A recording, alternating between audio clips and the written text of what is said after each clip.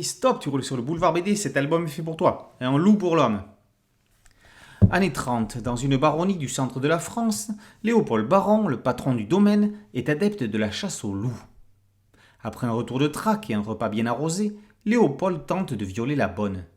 Celle-ci se débat le mort et voilà que, pris d'un accès de violence, le maître des lieux l'étrangle.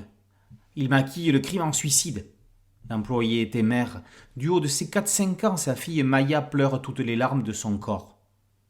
Pour Léopold, si elle ne montre pas qu'elle a une utilité dans la maison, elle n'a qu'à dégager. 8 ans plus tard, on la découvre sauvageonne en forêt. L'orpheline a fait sa vie dans la nature. Les enfants de Léopold, Eugène et Louison, un garçon et une fille, sont à peine plus âgés qu'elle.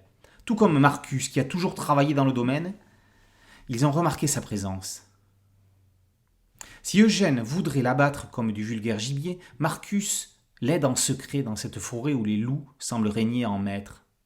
Quant à Léopold, depuis quelques années, il a un comportement parfois bien mystérieux. Serait-ce depuis qu'il a été mordu ? Après La Mémoire de l'eau, Mathieu Reynès et Valérie Vernet sont de retour pour une nouvelle histoire à la manière d'un conte moderne. L'auteur de Harmonie écrit pour sa compagne une histoire fantastique pénétrant au tréfonds de l'âme humaine. Sous couvert d'une histoire de chasse, le duo nous plonge dans l'analyse des rapports humains dans une première moitié du XXe siècle, un entre-deux-guerres en apparence calme mais où les cicatrices de la Grande Guerre n'ont pas guéri. On y voit qu'en ce temps-là, les hommes dominaient clairement la situation. Les femmes n'avaient pas droit de citer. Hormis des dames de service, il n'y a pas de femme haut placée dans l'entourage de Léopold. La seule femme d'influence qui tient un rôle d'importance est une voyante exorciste. Sans dévoiler le cœur de l'intrigue, c'est plutôt Maya qui aura un rôle pivot. Le récit marche sur un fil entre fantastique et réalité. Quelques années après les ravages qu'elle a faits, une bête telle celle du Gévaudan semble mener la terreur. Les moutons de la bergerie s'en souviendront. Enfin, s'il y en a qui survivent. On pense également à une saga comme Twilight, pas vraiment d'histoire d'amour ici, mais plutôt d'amitié. De haine d'amitié.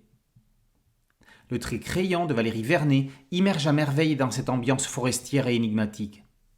Comme dans Rose, scénarisé par Denis Lapierre et Emilia Libert, la dessinatrice joue sur une confusion aux frontières du surnaturel. Il est difficile d'en dire plus sur cette aventure sans trop en dévoiler le cœur. Elle doit se découvrir au fil des pages.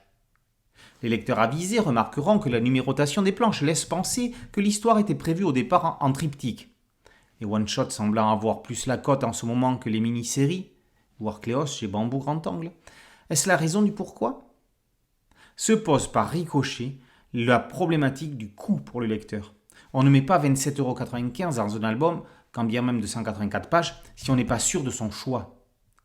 Mais on est là dans des considérations politiques et éditoriales qui nous dépassent. Restons sur le plaisir de lecture, quelle qu'en soit la forme.